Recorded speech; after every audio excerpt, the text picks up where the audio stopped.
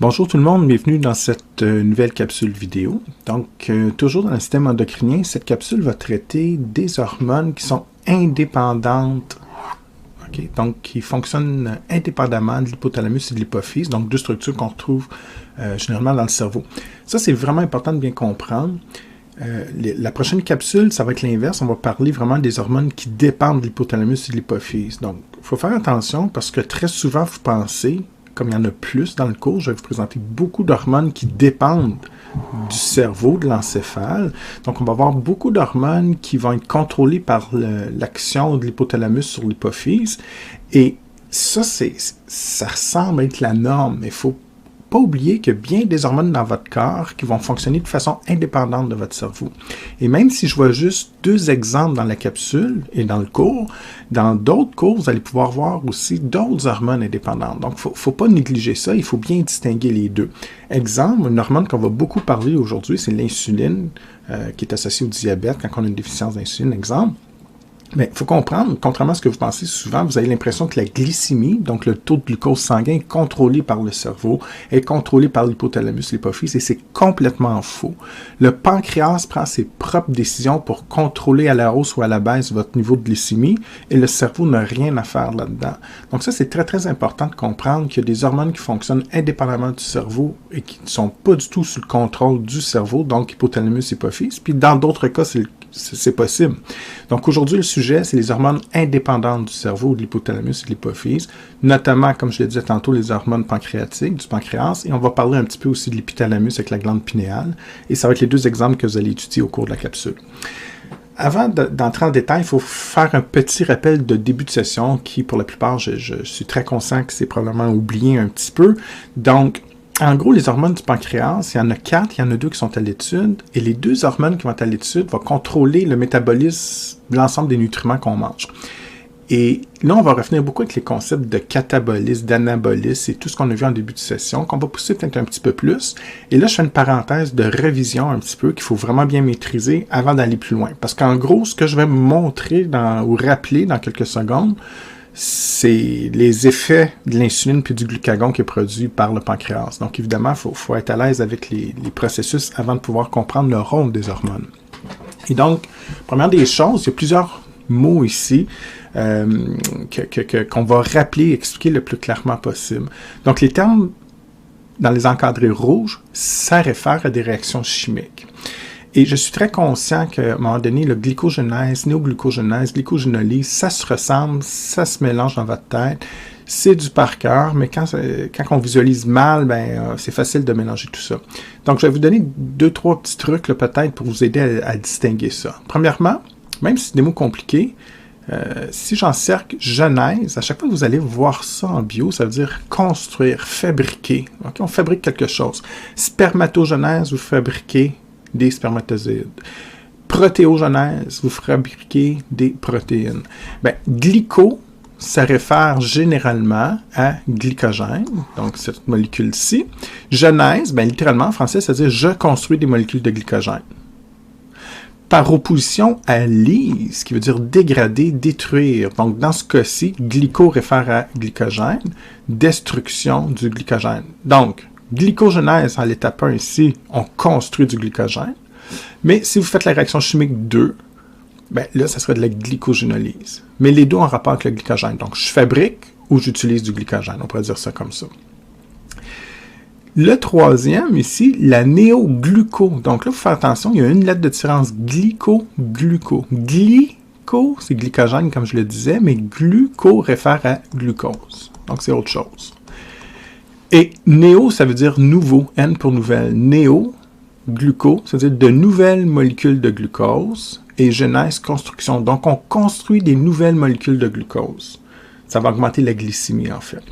OK? Donc, ça, c'est déjà un petit truc pour décoder les mots.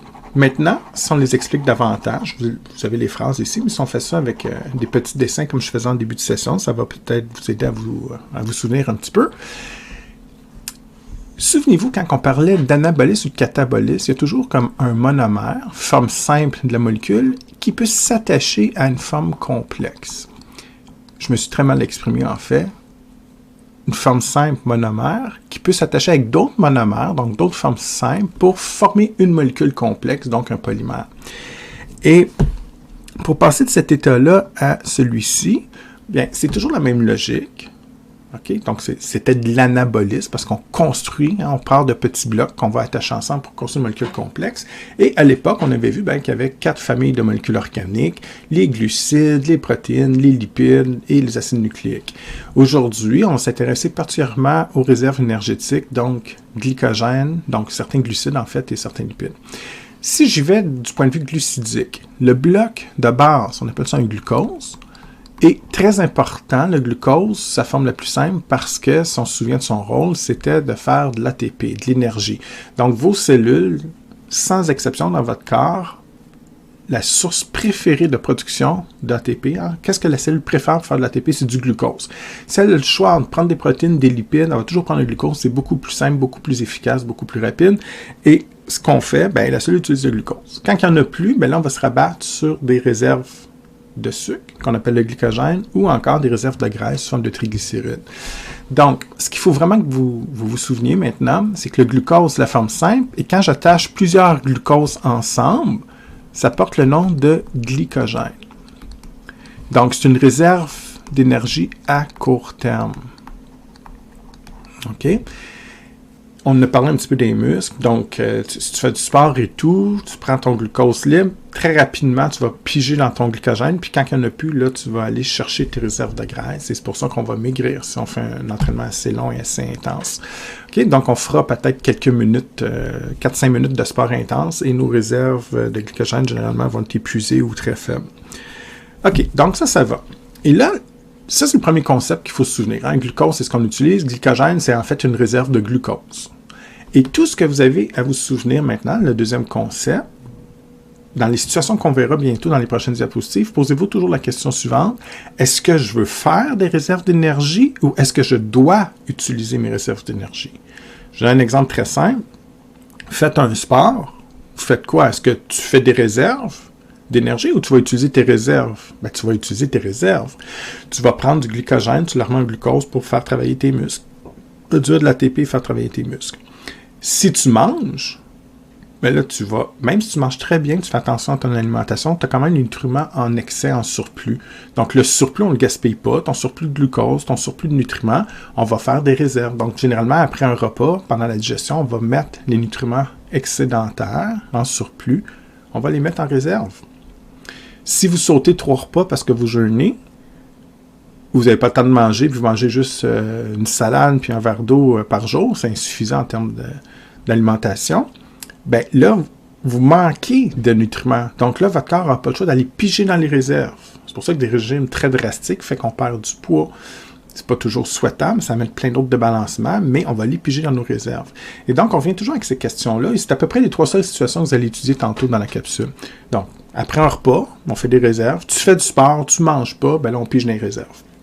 Puis une fois que tu as compris ça, tantôt, je vais te parler des hormones qui vont faire en sorte, soit insuline, glucagon, il y en a une qui favorise la fabrication de réserves, d'autres vont favoriser l'utilisation de réserves. OK? Ça ne sera pas plus compliqué que ça. La seule chose, là, vous me voyez arriver, là, probablement avec mes intentions de prof, la seule chose que je vais maintenant t'indiquer, ben, c'est bien beau, faire des réserves, utiliser les réserves, mais maintenant, on va dire les vrais mots. Donc, est-ce que je fais de la glycogénèse ou de la glycogénolyse? Donc, déjà, si je vous dis le mot glycogénèse, je fabrique du glycogène, je l'ai dit tantôt. Donc, on pourrait dire que, dans le fond, on fabrique des réserves d'énergie. Exemple, après un repas, vous mangez, tu prends ton glucose pour faire de l'énergie, puis le surplus, ton excédent de glucose, tu vas le transformer en glycogène. Tu refais des réserves d'énergie qui sont généralement au niveau du foie ou des muscles squelettiques quand on parle de glycogène. Donc, tu favoriserais la glycogénèse. Tu fais du sport. Est-ce que tu veux faire des réserves? Bien, il n'y a pas grand monde qui ferait du sport si on engraisserait. Hein? Si on commencerait à engraisser par faire des réserves quand on joue au hockey ou on fait du sport, bien, ça ne marche pas. Au contraire, tout le monde le sait instinctivement. Si tu fais du sport, bien, je pige dans mes réserves, je vais utiliser mes réserves. C'est pour ça qu'on perd du poids. Parce que, en fait, mes réserves d'énergie, j'en ai besoin pour faire de l'ATP dans mes muscles. Donc, dans ce cas-ci, je vais faire de la glycogénolyse. Ça veut dire quoi? Ça veut dire que j'utilise la réserve Et littéralement, on s'en va en sens inverse. Donc, je vais faire le dessin inverse ici. Si on parle de glycogénolyse, regardez bien ce qu'on fait, c'est du catabolisme. Ceux qui se souviennent, c'est pour casser. Donc, je prends des grandes molécules de glycogène ici, qui est ma réserve. Ça peut être au niveau du foie ou du muscle squelettique. Et je le transforme en glucose. Ça, c'est de la glycogénolyse. J'ai transformé le glycogène en glucose et là, je peux l'utiliser pour faire de l'ATP. Donc, on fait ça parce qu'on fait du sport, parce que la demande énergétique est importante, ou on ne mange pas assez, ou on jeûne, ou on fait une diète sévère. Peu importe. La balance énergétique dans le corps est déficiente. On n'a pas assez d'énergie, donc on est obligé d'aller chercher dans les réserves. On peut voir le glycogène comme une banque. Hein. On va retirer quand on a besoin d'argent. Bien, l'argent, c'est l'ATP, l'énergie. Tu es dans une situation où tu as besoin d'argent, tu vas retirer à la banque dans tes économies. Bien, là, tes économies, c'est du glycogène. Donc, j'ai besoin d'ATP, comme l'argent, si tu veux, pour la cellule. On va piger dans notre banque de glycogène. C'est sûr que si tu piges dedans, il n'en reste plus. Donc, c'est ça la glycogénolyse. J'utilise ma réserve et je la remets sous forme de glucose. Donc, on transforme le glycogène en glucose. Et là, j'utilise le glucose pour faire de l'ATP, tout simplement. Dans le fond, on pourrait ici dire glycogène que je vais remettre sous forme de glucose. Donc, une autre façon d'illustrer ça, on va y revenir tantôt quand je vais parler des hormones pancréatiques, mais si je vous disais la glycogénèse, qu'est-ce que ça fait en termes de glycémie? Bien, littéralement, la glycogénèse va baisser ta glycémie, ton taux de glucose sanguin. Puis là, des fois, le monde ne le voit pas, mais je t'explique facilement. Si j'ai besoin de glucose, imagine-toi, j'ai des glucoses ici dans ce que je dessine à l'écran, dans le vaisseau sanguin. Parfait. Je vais mettre ces glucoses-là en glycogène. Donc, qu'est-ce que je fais? C'est que je les prends et je vais les attacher ensemble pour faire du glycogène. Sauf que si je les utilise ici, il en reste moins. Fait que si c'est une glycémie de 10, je prends le glucose ici, je le transforme en glycogène dans le foie, ben il m'en reste juste 5. Je tombe, mettons, une glycémie de 5, OK?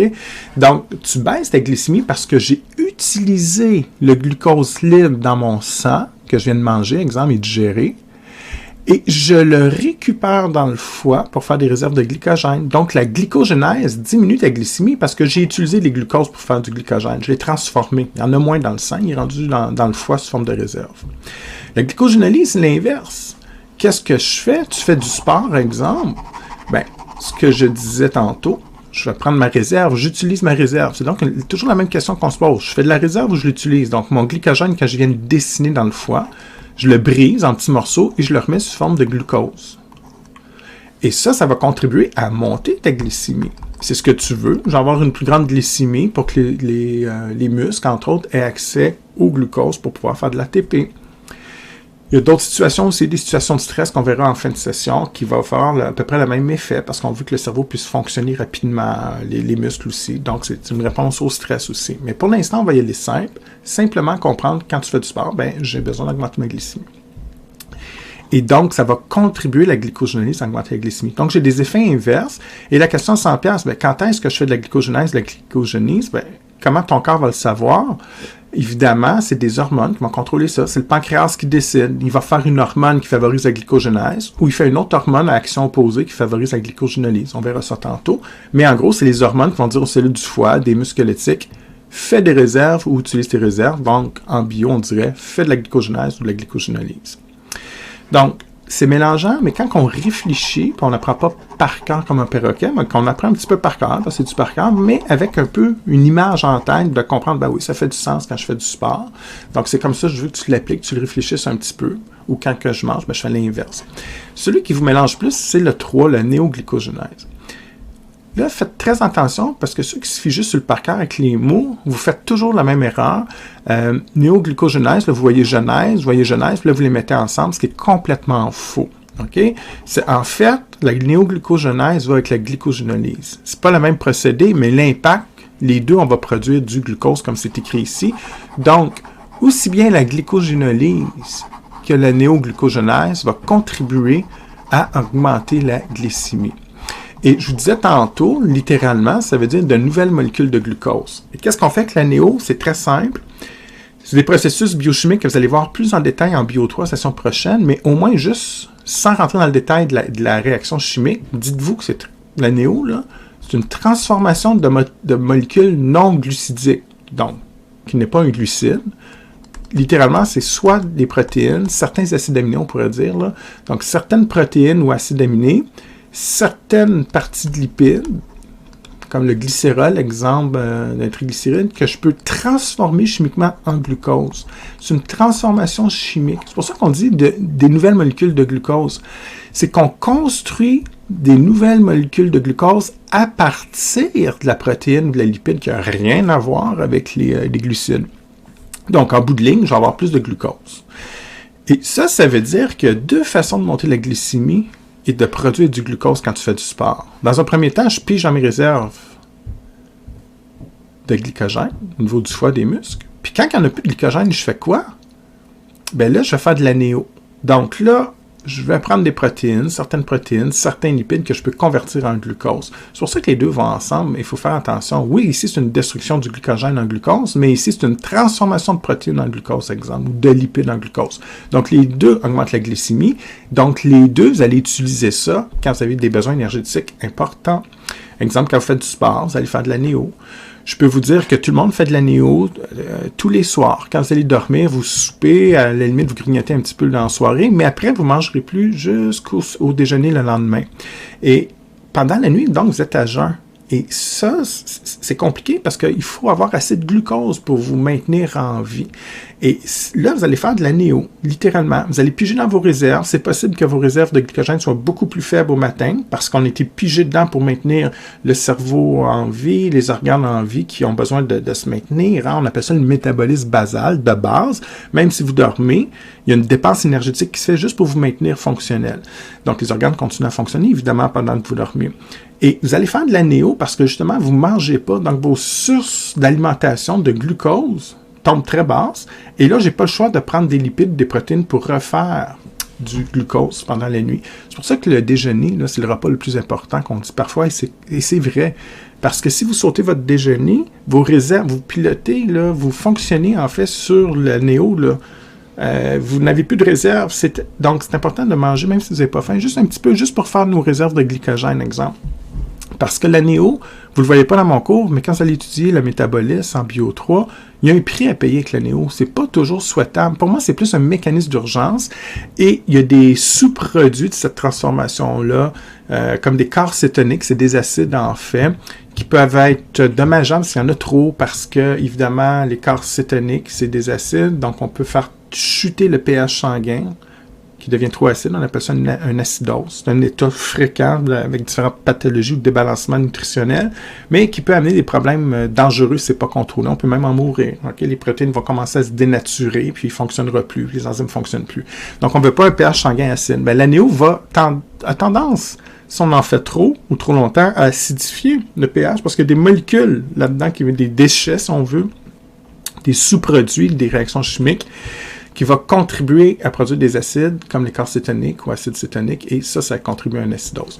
Donc, c'est correct jusqu'à un certain point, mais il ne faut pas vivre sur l'anéo. Donc, les gens qui font des régimes très, très sévères pendant une semaine, ils sont toujours sur l'anéo, ben, c'est sûr que ce n'est pas vraiment souhaitable, et ça, c'est la grosse mode. Vous allez voir plein de régimes sur Internet là, qui favorisent justement ces concepts de néo, et pas toujours souhaitable, en fait. Donc, c'est toujours une question d'équilibre. Trop, c'est comme pas assez. Maintenant, donc, l'anéo, ça va, et je vous dirais que, pour ceux qui veulent comprendre un petit peu, si, exemple, je ne sais pas, moi, vous êtes sur une île déserte, là, qu'est-ce qui se passe? Okay? Vous ne mangez pas, vous êtes coincé sur une île, une figure de style. C'est très simple. Vous commencez par piger, chronologiquement, là, vous commencez par faire de la glycogénolyse. On pige dans nos réserves de glycogène, je le transforme en glucose, puis là, je fais un petit bout de temps avec ça. Quand il n'y a plus de glycogène, on va le voir à la prochaine diapo, je m'en vais sur les lipides. Je prends mes lipides, vous allez maigrir, perdre du poids. Je peux faire de l'anéo aussi. Mais si ça fait vraiment très longtemps, puis vous êtes sur le bord de mourir, là, le mécanisme d'urgence en fait, ça c'est pour votre culture, mais on va commencer à désassembler certaines protéines structurales de vos muscles. Donc, des protéines structurales qui peuvent être importantes, mais un peu moins, donc on va les sacrifier. Et en brisant ces protéines-là en acides aminés, on va les convertir en glucose. Donc, on fait littéralement de l'anéoglucogenèse à partir de protéines de vos muscles. On désassemble vos muscles, en fait, tranquillement, pas vite. Puis ça, c'est vraiment la dernière étape. Après, c'est la mort. Donc, vous allez voir quelqu'un qui souffre de malalimentation pendant des années, ne se nourrit pas assez et tout. Vous allez voir, la masse osseuse, la masse osseuse, mais surtout la masse musculaire, je voulais dire, est beaucoup plus faible. Il y a de l'atrophie musculaire, c'est-à-dire des muscles plus petits et tout. Et c'est très caractéristique, là, justement, du fait que la personne est toujours en néo, puis est toujours en train de prendre ses protéines musculaires pour pouvoir faire de l'énergie. Donc, je ferme la parenthèse. Pour l'instant, ce qui est important, je vous demande 2-3 petites choses. Comprendre la différence entre les termes. Qu'est-ce que ça veut dire? Puis, comment je vous dirais, quel est l'effet final? Ben, je monte ou je baisse la glycémie. Puis, dans quelle situation tu veux faire ça? On va y revenir de toute façon, mais si vous le savez déjà, ça va être plus facile après. Donc, quand je fais du sport, ben, j'ai besoin de prendre mes réserves. Si vous mangez, on fabrique des réserves. Donc, vous allez être capable de corréler la bonne réaction au bon moment. L'autre élément qu'on peut faire, donc, la première réserve, je viens d'en parler, c'était le glycogène. La deuxième réserve, ce qu'on appelait les réserves d'énergie à long terme, en début de session, ben, c'est avec les triglycérides, donc qui sont des lipides en fait. Et les triglycérides, c'est quoi? C'est un glycérol et 3 chaînes d'acides gras pour ceux qui se souviennent des premières semaines de cours. Alors, c'est la même chose. Si on mange, on fait des réserves, on les utilise, bon, on les fait. Donc, à la dernière diapo, je vous disais, on fabrique des réserves de glycogène, puis en même temps, on va faire d'autres sortes de réserves, donc des réserves de triglycérides. Donc, tout ce que vous avez mangé pendant votre repas, tous les acides gras et glycérols dans votre alimentation vont s'en aller dans des cellules adipeuses et c'est là qu'on va stocker. Donc, on va réassembler ces molécules-là sous forme de triglycérides et on fabrique des graisses. Littéralement, vous allez engraisser. C'est ce qu'on appelle la lipogénèse. Donc, genèse, on construit, lipolipide, donc on fabrique des lipides, on fabrique des réserves. Okay? Donc, des réserves de lipides, des réserves de triglycérides, c'est des lipides. Si vous faites du sport, ben, au début, on fait de la glycogénolyse. On prend notre glycogène qu'on met en glucose, parfait, mais comme je l'ai dit, c'est une réserve à court terme. Quand il n'y en a pas beaucoup, on a tout utilisé, qu'est-ce qu'on fait? On s'en va dans la lipolyse. Et c'est pour ça qu'on maigrit si on s'entraîne assez longtemps. C'est que là, on va piger, comme j'ai plus de glycogène, mais là, on va piger dans les triglycérides. Donc, lyse, destruction des lipides. Et on utilise, dans ce cas-ci, quand on fait un sport où on ne mange pas assez, les triglycérides qu'on remet sous forme de glycérol et d'acide gras. Et là, la question, donc la lipolyse, c'est les flèches ici, hein, ça sera la lipolyse. J'utilise mes réserves d'énergie. Et tantôt, quand je parlais de lipogénèse, ça serait ces flèches ici. Donc, on stocke les lipides. Là, je vais les utiliser. C'est du catabolisme, la lipolyse. On casse. Et quand je casse mes lipides, mes triglycérides en glycérol, acide gras, qu'est-ce qu'on fait? Ben, je peux faire plusieurs choses. Je peux faire de l'ATP. Donc, c'est ce qu'on voulait. C'est pour ça que j'utilise mes réserves. Donc là, je peux faire de l'énergie pour faire fonctionner les muscles, exemple. Puis le glycérol, on peut le convertir aussi en glucose. Et en fait, c'est ça de la néo de tantôt. Quand je vous parlais de la néo, c'est quoi? C'est que je transforme une partie des lipides, des triglycérides, en glucose. Donc, ça serait de la néo. Une molécule non glucidique, les graisses, que je transforme en glucose. Donc, il y a deux façons de travailler. Je peux faire directement de l'ATP à partir des acides gras, une partie des lipides. Et le glycérol, je peux le convertir en glucose. Et ensuite, avec le glucose, je peux refaire de l'ATP. Donc, ça remonte la glycémie d'un certain côté, parce que je peux faire de la néo, puis je peux faire directement de l'ATP. Est-ce que je vais vous demander, ça c'est du bio 3, je ne vous demanderai pas de savoir que le glycérol, je mets en glucose, puis les acides gras en ATP. On n'ira pas dans ce détail biochimique. Par contre, je vous demande de savoir, peu importe la partie, vous savez, donc peu importe la partie du triglycéride, que ce soit glycérol ou acide gras, ça ne me dérange pas, mais je veux que vous sachiez qu'à partir des triglycérides, quand je vais les utiliser, quand je fais de la lipolyse, je peux prendre une partie de la molécule pour faire de l'ATP direct, et l'autre molécule, je peux faire de la néo. Donc l'autre partie de la molécule, je fais de la néo, ça veut dire que je la convertis en glucose tout simplement. OK, donc ça, c'est l'intérêt de la lipogénèse et de la lipolyse. Littéralement, la lipolyse, c'est que tu utilises tes réserves de lipides pour faire de l'énergie ou transformer en glucose. Et ça, c'est pas mal les deux éléments qu'on va voir le plus. On parle un petit peu de la synthèse des protéines aussi, mais je vais être franc avec vous, les hormones pancréatiques, on focus beaucoup sur la lipolyse, l'hypogénèse ou les trois procédés de glycogénèse, de glycogène qu'on a vu tantôt. Maintenant, pour les protéines, ben, c'est la même chose. Soit que je fabrique de la protéine, soit que je dégrade la protéine. Donc, la synthèse des protéines, ça veut dire que je prends les acides aminés, je les mets sous forme de protéines, forme simple vers la forme complexe protéines dans les cellules, dans les muscles. Donc, on appelle ça la synthèse des protéines. Et si on dégrade les protéines, parfois on parle de protéolyse, c'est la même chose, bien là, dans ce cas-ci, on dégrade les protéines. Comme je disais tantôt, toujours dans une idée de réserve d'énergie, c'est un backup d'urgence. c'est possible de faire de la néo. Hein? Quand on dégrade des protéines, on peut faire plein de choses, mais d'un point de vue énergétique, on peut faire de la néoglucogénèse. Donc, quand je brise les protéines, je les remets sous forme d'acides aminés, je peux les transformer en glucose, comme on a vu tantôt. Et je reviens avec l'exemple de l'île déserte. Chronologiquement, on prend nos réserves de glycogène à court terme. J'en ai plus, je prends les réserves de graisse. Donc, avec les vrais mots, ça serait quoi? Glycogène, glycogénolyse, j'utilise. J'en ai plus, je m'en vais piger dans mes réserves de graisse, lipolyse. J'en ai plus, je fais de la dégradation des protéines musculaires, exemple, pour les protéines structurales, pour transformer ça en glucose. Donc, on fait de la néo à partir de ces protéines-là. Puis après, si vous n'avez plus, là, vous êtes cuit, c'est la mort. Parce que là, on n'a plus de voie biochimique qui nous permet de produire du glucose. Et là, il faut manger ou on meurt. On meurt de sous-alimentation. OK. Maintenant que vous êtes à l'aise avec ces termes-là, on va pouvoir étudier un peu plus la fonction biologique du pancréas. On vous dit qu'en fait, le pancréas, c'est une glande qui a une double fonction. Hein. Généralement, les glandes sont soit exocrines, soit endocrines. Ici, le pancréas a une double fonction, exo et endo. Donc, il faut faire attention. Endocrine, vous le savez, c'est une fonction hormonale, donc on relâche des hormones dans le sang, tout simplement.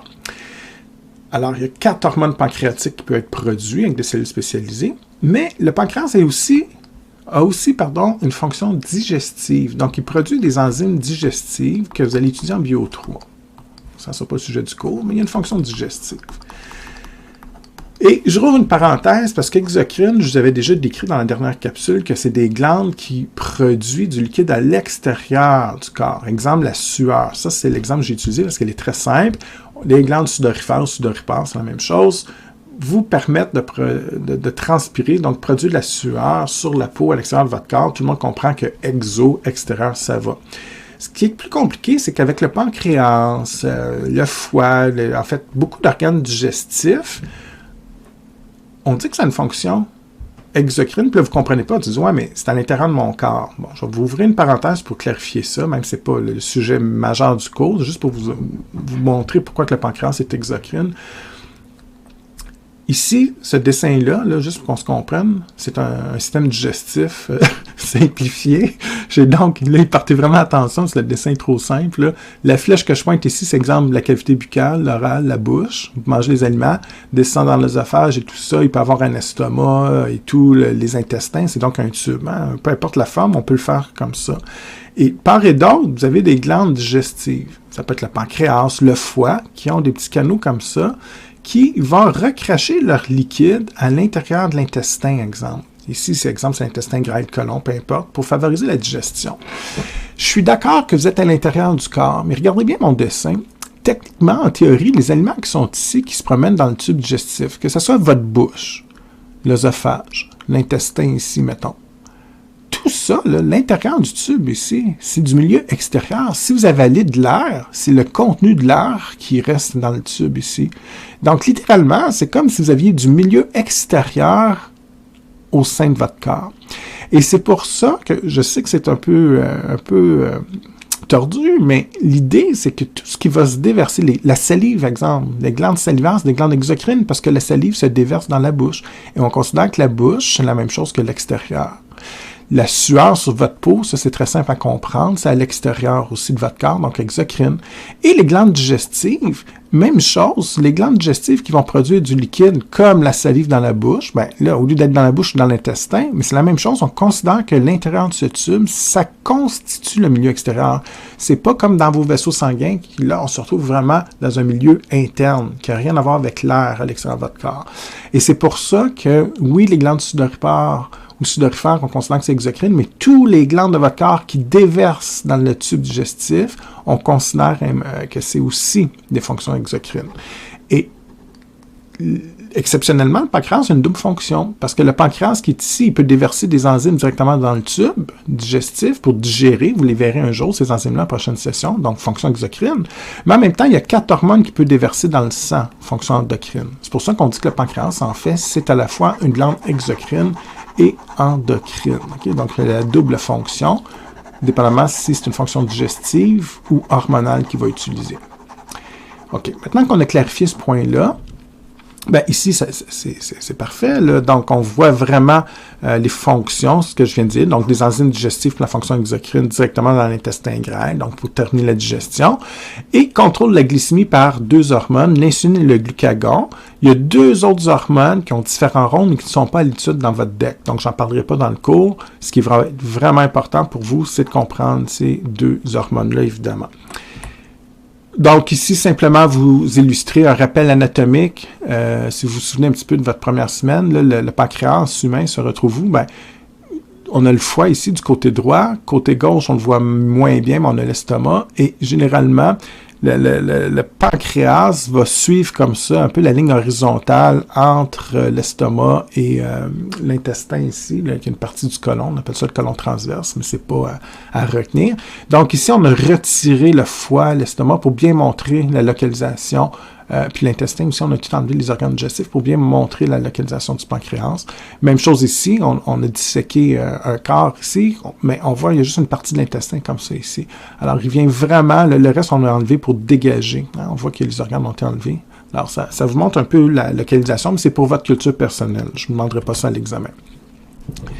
Maintenant, si on regarde sur une figure une figure du manuel, en fait, on pourrait dire. Donc, le pancréas, cet organe ici, si on fait une image microscopique de la partie comme ça, on peut voir différentes cellules. Et les cellules d'intérêt, en fait, sont encadrées, ou les structures d'intérêt. Donc, première des choses, pour la fonction digestive, j'en parle pas beaucoup parce que vous allez étudier ça en détail en Bio 3, mais imaginez-vous, pour la fonction exocrine, j'ai des structures qui produisent des enzymes à l'intérieur, qui ont des petits conduits, et ces enzymes digestifs vont se déverser dans un grand conduit comme ça. Le nom n'est pas à retenir.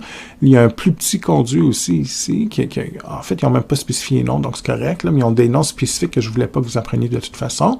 Et on déverse, comme ça, il y a deux ouvertures au bout, au niveau de l'intestin grêle, plus particulièrement la première section qu'on appelle le duodénum, et les enzymes digestives vont se déverser comme ça et pourront favoriser la digestion à l'intérieur de l'intestin grêle, ou si vous préférez, du duodénum. Okay? Donc, c'est juste pour vous montrer un petit peu comment ça fonctionne pour la fonction digestive, mais ce n'est pas l'objectif principal du cours. Ce que je vous demande plus, c'est la fonction hormonale. Donc, hormonale, c'est différent, parce que là, on va faire des hormones, soit insuline ou glucagon, mais on ne déversera pas dans l'intestin.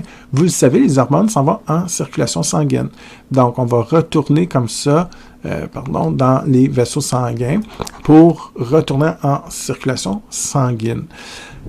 Maintenant, si je fais une coupe ici, donc un petit encadré, et je regarde au microscope pour agrandir, il y a plusieurs structures. OK? Donc, les espèces de beignes ici, comme ça, on appelle ça des acinus ou un aciné.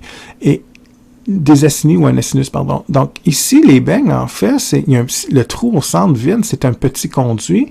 Et les acinis ou acinus vont produire des enzymes digestives. Donc, ici, il y a une enzyme digestive qui peut être produite, va passer dans le petit conduit ici. Et chaque beigne, chaque acinus va faire ça.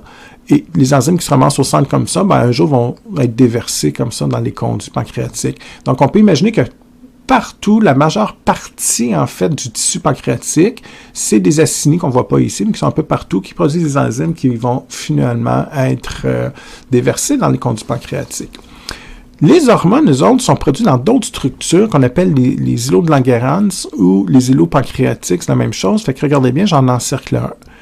Les îlots, ici, c'est comme des gros amas de cellules qui ont plusieurs cellules spécialisées, 4 en fait, et c'est ces cellules-là qui vont produire des hormones.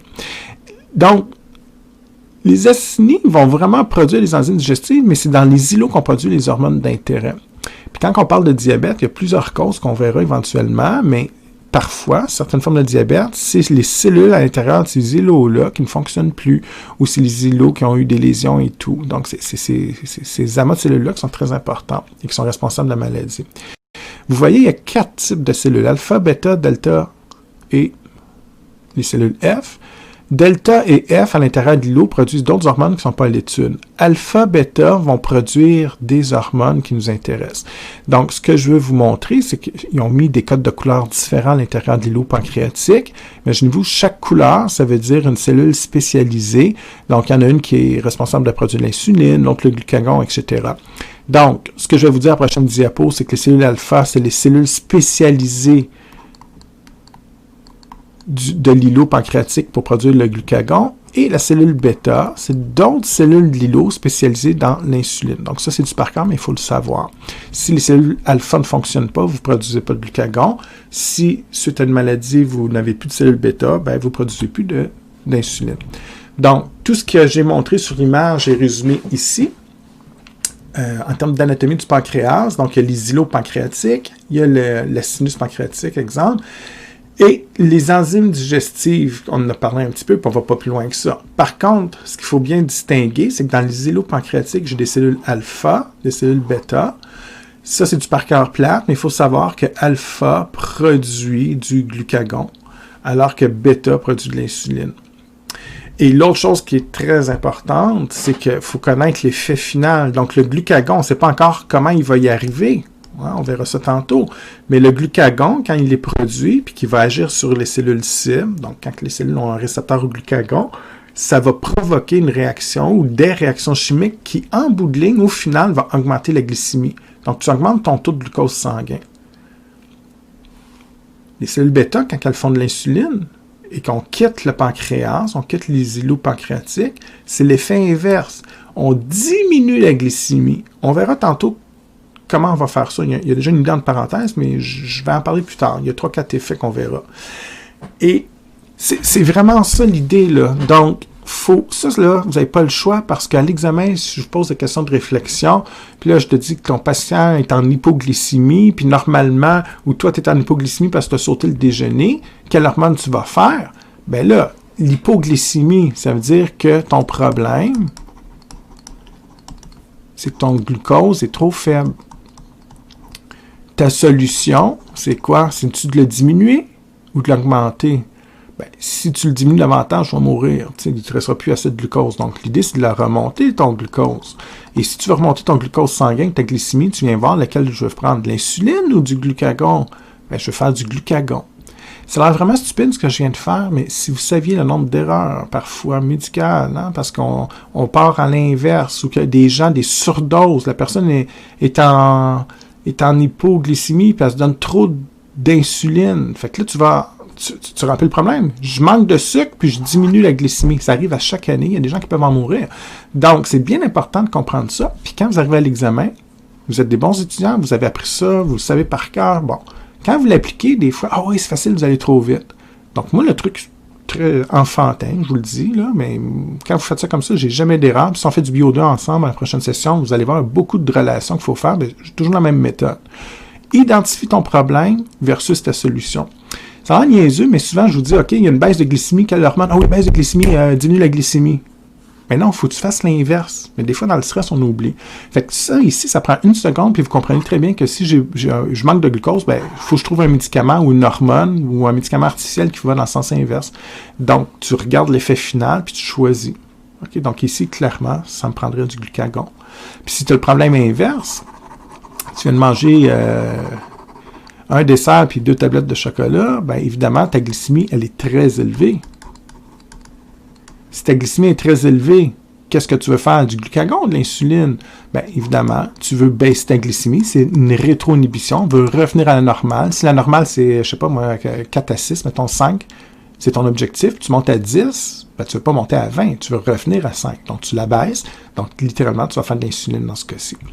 C'est la seule logique que je vais vous demander de faire.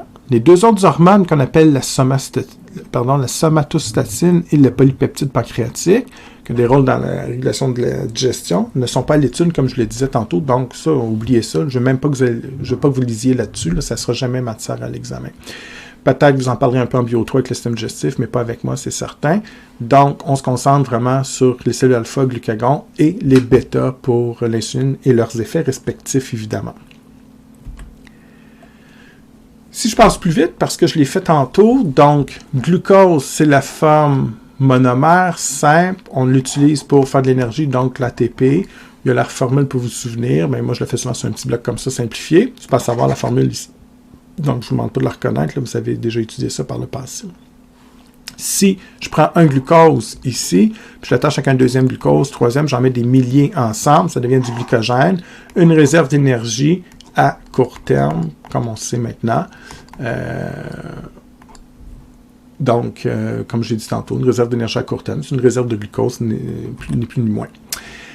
Et ici, là, on commence à s'amuser. Donc là, je vous ai toutes présenté les notions de base. Là, on va les appliquer. Il y a deux situations, et c'est des boucles de rétroaction. Hein. Souvenez-vous, là, les boucles de rétroaction ou les mécanismes de régulation que j'ai fait dans la première capsule sur le système endocrinien, on a vu ça de façon générale. Là, dans votre carrière d'étudiant, c'est la première fois qu'on en applique une à une situation très précise pour vrai, de la vraie vie, le contrôle de la glycémie. Et on va continuer comme ça jusqu'à la fin de la session. Et comme je l'ai déjà dit, dans vos prochains cours de bio, on va revenir avec ces boucles de rétroaction.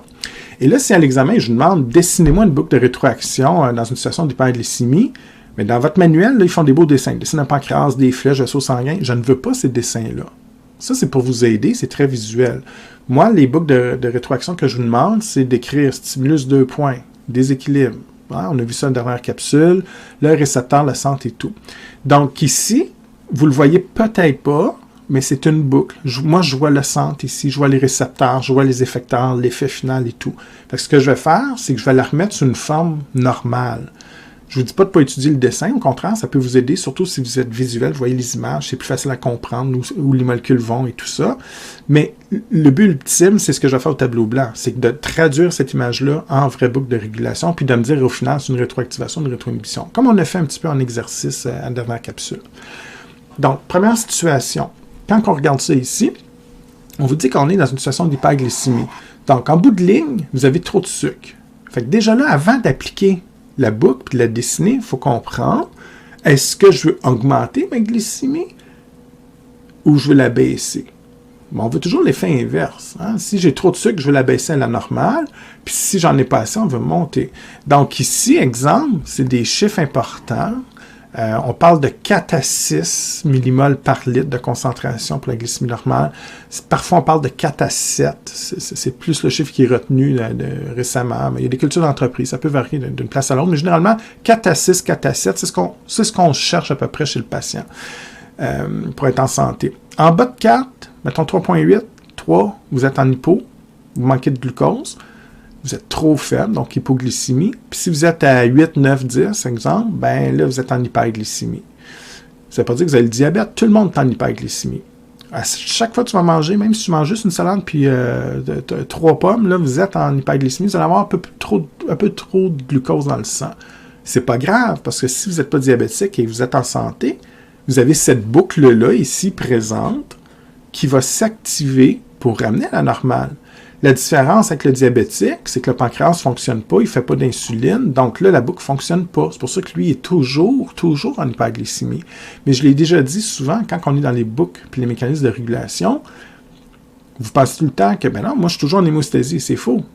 24 heures sur 24, vous êtes bombardé de signaux qui vous déséquilibrent, mais vous avez des boucles fonctionnelles qui vous ramènent à la normale. Donc ici, c'est le cas d'une situation où la personne est en santé, est en hyperglycémie, pas de trouble, cette boucle-là s'active, ok, tout simplement. On fera la situation inverse à la prochaine diapo.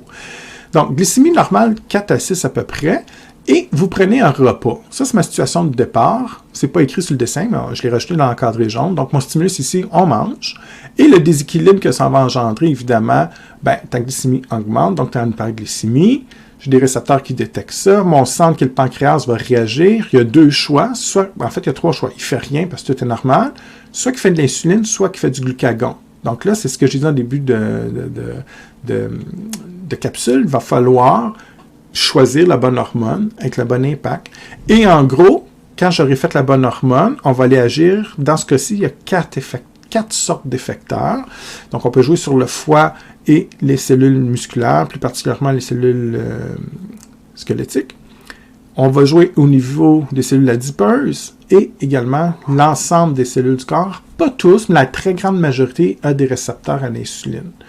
Et ça va être les effets des effecteurs qui va m'amener finalement à une réponse finale. Donc, c'est exactement une boucle. Hein? La seule affaire, c'est d'être capable de la dessiner normalement. Fait que tout ce qui est là, je vais le refaire ici au tableau comme je m'attends à l'avoir si je vous le demande à l'examen. Donc, ici, le stimulus, c'est manger. On prend un repas. Déjà là, je vous pose la question de réflexion. C'est pas demandé dans la boucle, mais déjà pour bien choisir la bonne boucle, tu te dis, OK, si je mange, est-ce que je veux faire des réserves ou est-ce que je veux utiliser mes réserves? Et quand tu vas répondre à ça, ça va te dire la réponse au niveau de l'effecteur. Est-ce que je fais de la glycogénèse ou de la glycogénolyse? Ou est-ce que je fais de la lipogénèse ou de la lipolyse? Et c'est toujours avec cette question-là que je vous ai demandé tantôt qui va vous orienter sur la bonne boucle. Et ça, il faut faire très attention, il faut bien le comprendre parce que souvent vous êtes des bons étudiants, mais la différence entre un 10 sur 10 avec la boucle puis 0 sur 10, c'est justement ça. C'est que si vous partez avec la boucle inverse, je ne peux pas vous donner de points, là. Donc, si tu me dis qu'on fait des réserves, puis alors, c'était la boucle inverse, on les utilise, c'est autre chose. Donc, très important cette question-là. Okay? Ça va vous aligner sur votre choix de boucle. Fait que si vous mangez, je vous repose la question, si vous mangez, est-ce qu'on fait des réserves ou on les utilise? Bien, on fait des réserves. Vous êtes en surplus. Le surplus, je ne veux pas le perdre. Mon surplus de glucose, c'est trop important. On va le mettre en banque, sous forme de graisse, sous forme de glycogène. Ça, c'est comme si tu gagnes $1 million. Tu veux faire des réserves ou tu veux l'utiliser? Ben, peut-être tu vas en utiliser une partie pour faire la belle vie, mais le surplus, tu ne vas pas le jeter aux poubelles. Le surplus, tu vas le mettre en banque pour plus tard. C'est exactement ça. Tu utilises une partie de ton glucose pour tes besoins, mais le surplus, on ne va pas le jeter aux poubelles, on le met en banque. Okay? Donc, le repas, on est en excès de nutriments. Si je le considère ici pour la variable ou de la glycémie, du glucose, on dit qu'on est en hyperglycémie. Donc, tu me dirais qu'on augmente le taux de glucose sanguin. Ou tu me dis qu'on est en hyperglycémie, ça me va, mais tant que je comprends qu'on a trop de glucose dans le sang. Ça, c'est mon problème. Maintenant, on veut rétablir la situation. Donc, dans ce boucle, comme n'importe quelle boucle ou mécanisme de rétroaction, j'ai un récepteur qui va détecter ton problème. Ici, dans toutes les sortes de récepteurs qu'on a vus, à ton avis, c'est des thermorécepteurs, c'est quel type de récepteur ici? Bien, on détecte le glucose. On s'entend que le glucose, c'est une molécule chimique. Donc, c'est des chimiorécepteurs. Et des chimiorécepteurs, j'en ai partout dans votre corps. Ici, on est local. Donc, c'est des chimiorécepteurs du pancréas. Okay? Donc, ce n'est pas les chimiorécepteurs sur d'autres cellules dans votre organisme. C'est vraiment le pancréas qui détecte le problème de glycémie ici. Plus particulièrement, il y a certaines cellules du pancréas qui ont des chimiorécepteurs spécifiques au glucose. Ton centre, on l'a dit en début de capsule, le cerveau n'a rien à voir avec le contrôle de la glycémie. C'est complètement indépendant des structures de l'encéphale, comme l'hypothalamus. Donc, c'est le pancréas, votre centre. Et ça vous surprend parfois. C'est le pancréas qui analyse la situation et qui prend la décision. Donc, on le voit deux fois. Le pancréas agit comme récepteur et comme centre. Alors, ce qui va arriver, c'est que les cellules du pancréas avec les chimiorécepteurs viennent former d'autres cellules du pancréas qui fonctionnent comme centre de régulation. L'analyse est simple. Si ta glycémie est entre 4 et 7 ou 4 puis 6, mettons, on ne fait rien.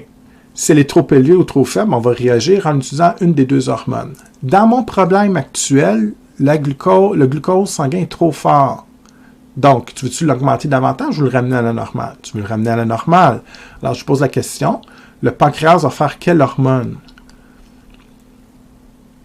Il va faire de l'insuline, parce qu'on a vu tantôt que l'insuline, son effet avec les cellules bêta, c'est de diminuer la glycémie. Donc, le pancréas, au niveau de ces cellules bêta qu'on a vu tantôt, va produire de l'insuline. L'insuline, c'est un message qui va quitter le centre. Donc, moi, je considère qu'il fait partie du centre. Et l'insuline va sortir du centre, aller en circulation sanguine pour activer, stimuler des cellules cibles, des différents effecteurs. Donc, toujours le même ordre. Hein? La boucle, elle ne change pas. C'est toujours les mêmes mots dans le même ordre. On est rendu aux effecteurs. Et vous allez voir, il y en a plusieurs, en fait. Donc, l'insuline, elle va réagir sur toutes les cellules de votre corps que le récepteur spécifique à l'insuline.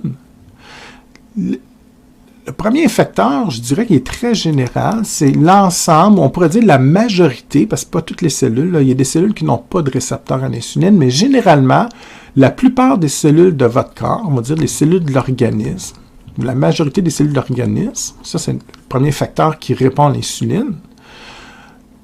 Donc, on nomme l'effecteur, cellule de l'organisme, et l'effet, je vous l'expliquerai après, mais vous pouvez le noter comme ça, augmente le transport du glucose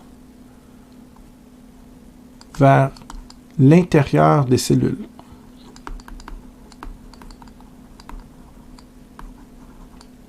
Donc, on augmente le transport du glucose vers l'intérieur des cellules. Et ça, vous l'avez vu avec moi dans les transports membranaires en début de session, si on veut faire un lien. Vous avez vu les transports actifs passifs. Ici, comme on va du plus concentré vers le moins, on suit la loi de diffusion, ce serait du transport passif, ça ne coûte pas d'énergie.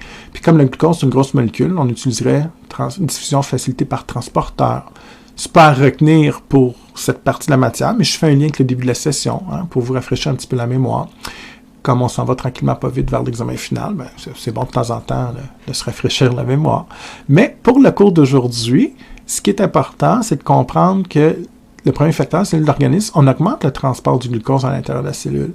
Et ça contribue à diminuer la glycémie, puis c'est pas tout le monde qui va le voir. Fait que je vous explique, c'est très simple. Vous avez mangé, vous avez beaucoup de glucose dans le sang. Donc, si j'augmente le transport, qu'est-ce que ça veut dire? C'est que je prends le surplus de glucose dans le sang et je le transporte vers les cellules dans les tissus. Donc, pour chaque molécule de glucose qui quitte les vaisseaux sanguins, qui va être stocké à l'intérieur des cellules ou qui va être utilisé pour faire de l'ATP à l'intérieur des cellules, juste pour assurer les besoins énergétiques de la cellule, ben, ça va diminuer. Fait que si j'ai 100 molécules de glucose dans le sang, j'en prends 50 pour redistribuer dans les cellules de l'organisme. Il m'en reste juste 50 dans le sang. Donc, je diminue, je contribue à diminuer la glycémie. Et l'insuline, c'est ça qu'elle fait, c'est le principal effet. Si vous n'avez pas d'insuline dans le corps, mettons que vous êtes un diabétique non contrôlé, puis vous n'injectez pas d'insuline, qu'est-ce que ça fait? On ne transporte plus le glucose, donc le glucose reste coincé pour le restant toujours pratiquement, là, dans les vaisseaux sanguins.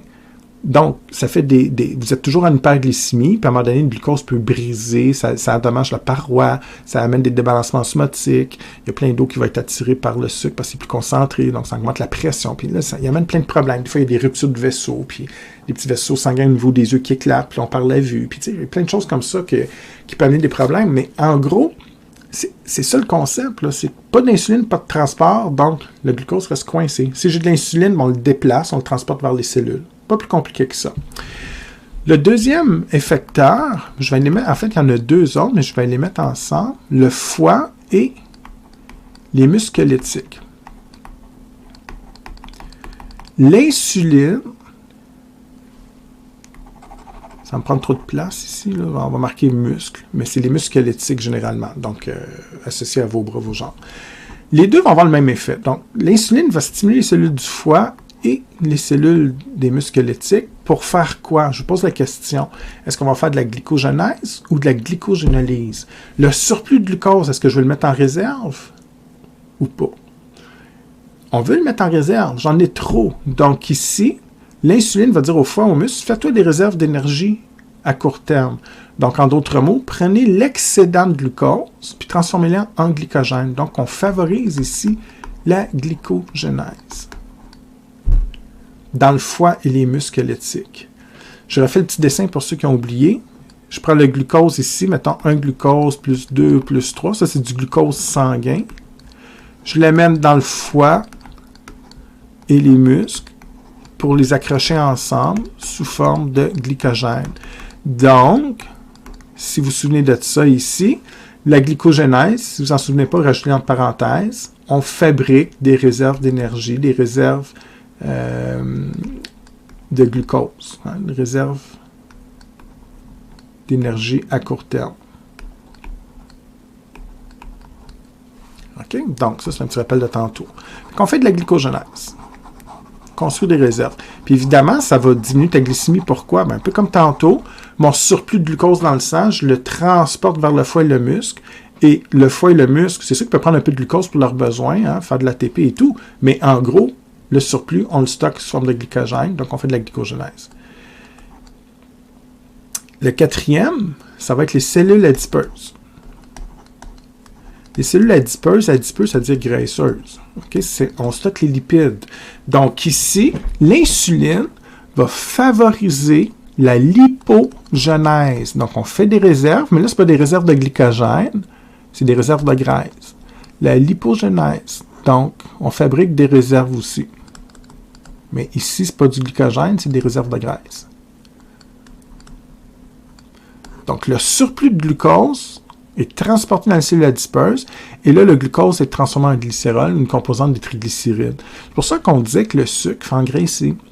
Souvent, les gens qui n'ont pas trop de notion de bio ne croient pas à ça. Ben, du sucre, c'est du sucre, des lipides, c'est des lipides. Ouais, mais on les convertit chimiquement.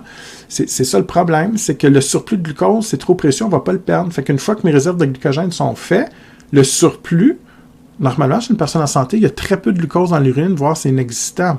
Diabétique, d'autres maladies, c'est autre chose, mais pourquoi? C'est parce qu'on ne veut pas en perdre. On va le récupérer. Et malheureusement, les réserves de glycogène sont limitées, mais malheureusement, pour nous, les réserves de lipides, c'est illimité. On peut engraisser, en théorie, là, sans arrêt. Parce qu'à chaque fois que j'ai du glucose, je le convertis en lipides. Je peux aussi manger des lipides, puis qui restent en lipides. Donc là, c'est sûr que ça engraisse, mais le glucose peut être converti comme ça. Donc, l'insuline favorise la glycogénèse. La lipogénèse, ça veut dire fabrication de réserves à long terme de lipides dans les cellules adipeuses. Et encore une fois, on retire le glucose sanguin parce que si je suis en hyperglycémie, bien, chaque molécule de glucose qui rentre dans la cellule adipeuse va être transformée en graisse. Donc, ce que j'essaie de faire voir, et peut-être qu'il y a des gens qui commencent à le voir, ici, on contribue pour la réponse finale à diminuer la glycémie parce que peu importe les facteurs, la logique est pareille. Je prends le glucose dans le sang et je le transporte vers des cellules. Qu'est-ce qu'on fait après? Ben, ça va varier selon la sorte de cellule, mais ils ont tous ce point commun-là, les 4 effecteurs. Les 4 ont été chercher du glucose dans le sang qu'on a transporté vers l'intérieur. Bon, les cellules d'organisme vont faire de l'ATP direct. Foie et muscles font du glycogène. Les cellules adipeuses font des lipides. Donc, le destin du glucose va varier selon la sorte de cellule. Mais quand on réfléchit bien, ils ont un effet commun ici. On a pris le surplus de glucose, puis on le déplace vers ces 4 types d'effecteurs-là. Et en bout de ligne, ta réponse finale, comme n'importe quelle boucle, ici, on va comparer avec le déséquilibre. Bien, comme j'ai utilisé du glucose sanguin dans ces 4 facteurs-là, on diminue la glycémie. On diminue donc le glucose sanguin. Et là, je vous demande, c'est une rétroinhibition ou une rétroactivation? Bien, comme je vais dans le sens inverse, hein, là, tu me dirais une rétroinhibition, puis souvent, je te demande, justifie ta réponse. Bien, dans ce cas-ci, comme ton glucose sanguin est plus élevé, et ici plus faible, je vais dans le sens inverse. On retourne à la normale, je suis dans le sens inverse du déséquilibre, c'est clairement une rétroinhibition. Et tout ce que je viens de faire là, ben, c'est l'équivalent de ce qui est dessiné ici. Donc, vous êtes correct, vous êtes capable de m'expliquer. La deuxième boucle, là, je passe plus vite parce que vous êtes familier. C'est exactement la même chose, mais à l'envers. Et dans ce cas-ci, ça sera plus la logique inverse. Donc, le gros de la job, en fait, il y a 2 éléments de votre job. C'est d'apprendre les 2 boucles, comprendre les 2 boucles, puis après, c'est de bien choisir la bonne boucle selon la situation. La bonne nouvelle, c'est toujours les 3 mêmes situations qui reviennent. Tu manges ou tu fais du sport, de l'activité physique, ou tu manges pas ou pas assez. Donc, je ne peux pas inventer ben d'autres situations. C'est de l'associer à la bonne situation. Alors, même chose, je vais tout de suite passer au tableau blanc pour vous dire la boucle. Donc, si je te demande de dessiner la boucle, dans ce cas-ci, là, on vous dit, mettons, je mange pas ou je fais du sport, activité physique, peu importe. Donc, tes besoins énergétiques sont élevés. Tu as besoin d'ATP parce que tu ne manges pas assez ou parce que tu bouges. Dans ce cas-ci, le déséquilibre ou le facteur contrôlé, ben, si je fais du sport, mes besoins énergétiques sont plus élevés. Donc, j'ai utilisé le glucose sanguin. Et ce qui fait que si, exemple, tu vas jouer une game de hockey et tu n'as pas mangé la journée, ce qui est vraiment à prescrire, c'est dangereux. Toi, tu es plus jeune, tu peux peut-être, tu dis, ben non, je suis capable, mais c'est vraiment pas souhaitable parce que justement, tu vas tomber en hypoglycémie, puis toi, il faut que tu piges encore dans tes réserves pour fonctionner, ça marche pas. Donc, quand tu fais du sport, en fait, tu vas baisser ta glycémie.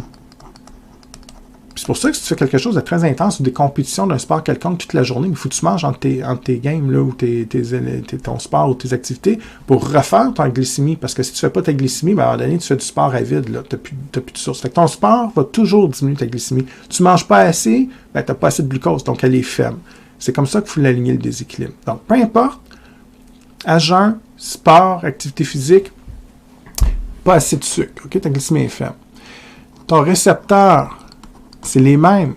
Le centre, c'est les mêmes. C'est juste qu'ils vont faire une analyse différente. Donc, les récepteurs, toujours les chimio-récepteurs du pancréas, comme on a vu tantôt, qui vont informer le centre. Le centre, c'est toujours le même qui fait l'analyse. C'est le pancréas. La seule différence, c'est que là, les chimiorécepteurs, quand ils envoient l'information au centre, donc le pancréas, lui, il analyse différemment. Tantôt, il disait, ah ouais, je mène trop de sucre au niveau du sang, mais là, il dit, oh, j'en manque. Donc, il ne va pas faire la même décision. Son analyse va être différente. Et dans ce cas-ci, au lieu de faire de l'insuline, il va faire du glucagon pour remonter la glycémie. Donc, on fait du glucagon. On se souvient en parenthèse tantôt que ce n'est pas n'importe quelle cellule, c'est les cellules alpha du pancréas, donc ça, il faut le savoir. Donc, les cellules alpha du pancréas vont produire du glucagon qui vont agir sur les effecteurs. Donc, comme tantôt, on va parler des effecteurs et de leurs principaux effets qui vont me conduire à une réponse finale. Donc, les effecteurs ici, essentiellement, ça va être le foie et les cellules adipeuses. Dans votre livre, il ne parle pas dans l'exemple, si je me souviens bien, il ne parle pas des muscles squelettiques, mais ce n'est pas une erreur pour moi. Vous pourriez parler aussi des muscles squelettiques. Donc, maintenant, on pose la question, si vous faites de l'activité physique, faites-vous des réserves ou tu utilises tes réserves? Évidemment, je vais utiliser mes réserves pour mes besoins énergétiques, mais aussi pour remonter la glycémie. Donc, si on utilise les réserves, tu fais de la glycogénolyse ou de la glycogénèse. Évidemment, tu vas faire de la glycogénolyse. Autrement dit, je transforme le glycogène en glucose. Et là, le glucose va quitter le foie, les muscles squelettiques pour retourner en circulation sanguine, ce qui va contribuer à remonter la glycémie. Donc, glycogénolyse. Il y a une autre façon de faire du glucose qu'on a vu tantôt, et le foie, ça, il peut le faire, c'est de la néoglucogenèse. Normalement, la néo se fait dans le foie, mais pas dans les muscles. OK? Si tu es en train de mourir de faim sur une île déserte, c'est possible qu'on désassemble vos muscles. Donc, littéralement, on brise les protéines de vos muscles pour faire de la néo. Mais ça, c'est de la néo d'urgence. Vous ne ferez pas ça cette nuit-là. Si vous ne mangez pas de la nuit, vous, comme la plupart des gens, vous n'allez certainement pas détruire vos muscles. Okay? C'est de la néo comme moins d'urgence, plus normale. Donc, dans une situation de sport, vous n'allez pas commencer à dégrader vos muscles. C'est pour ça qu'ici, je veux quand même que vous sachiez que le foie fait de la glycogénolyse et de la néo, mais les muscles squelettiques vont se contenter de la glycogénolyse seulement. Donc, c'est une nuance quand même importante. Mettons, je reviens au niveau du foie. Néoglucogénèse, qu'est-ce que je fais? Je vais transformer, exemple, les protéines ou les lipides, donc d'autres molécules qui n'ont pas rapport avec les glucides, et je les transforme en glucose. Et ce glucose-là retourne en circulation sanguine. Donc ça, c'est le premier facteur. Le glucagon va aussi jouer sur les cellules adipeuses. Donc, est-ce qu'on fait de la lipogénèse ou de la lipolyse? Donc, je fais des réserves ou j'utilise mes réserves. Ceux qui me diraient à l'examen, je fais de la lipogénèse, ben moi, je ne m'entraîne plus, c'est certain. Si je commence à faire des lipides quand je m'entraîne, je commence à engraisser, je vais perdre ma motivation, c'est clair. Donc ici, quand on y pense bien, ça va de soi, c'est facile. Hein? Si vous faites du sport, ben vous savez, vous allez vous entraîner au gym, je ne sais pas trop, vous allez maigrir. Donc, on fait de la lipolyse. On va prendre nos lipides, qu'on va convertir en ATP. Puis si tu fais de la néo, ben ces lipides-là pourront aussi être transformés en glucose. Littéralement, c'est une nuance, mais la néo, c'est pas les cellules adipeuses qui vont le faire, c'est le foie. Fait que techniquement, les lipides, quand on va les casser en acide gras, en glycérol, ils retournent au foie et c'est le foie qui convertit. C'est pour ça que la néo, je la mets juste dans le foie. Mais c'est vrai qu'avec les lipides, ceux qui seront transportés au foie, on pourra faire de la néo aussi. C'est pour ça que je l'ai écrit ici, en fait, parce qu'il n'y a pas de réserve tellement forte de lipides dans le foie. Il y en a un petit peu, mais c'est surtout les lipides qui vont être en provenance des tissus adipeux qui vont revenir au foie, puis le foie va le transformer. Hein. Il fait beaucoup de choses, le foie, mais il est capable de transformer ces molécules-là qui proviennent de d'autres cellules, exemple. Mais en bout de ligne, ce qui est vraiment important, c'est de comprendre ceci, c'est que tes effecteurs, leur effet, donc une fois que ces effecteurs-là sont stimulés par le glucagon, on fait de la glycogénolyse, de la néoglucogénèse, donc on remonte notre taux de glucose, hein, on transforme le glycogène en glucose, protéines lipides en glucose, ça retourne dans le sang, donc ça va monter la glycémie. Puis aussi, au niveau des graisses, on va utiliser les graisses, donc lipolyse, destruction des graisses pour faire de l'ATP, mais aussi du glucose, donc de la néo. Et littéralement, ça va remonter de la glycémie.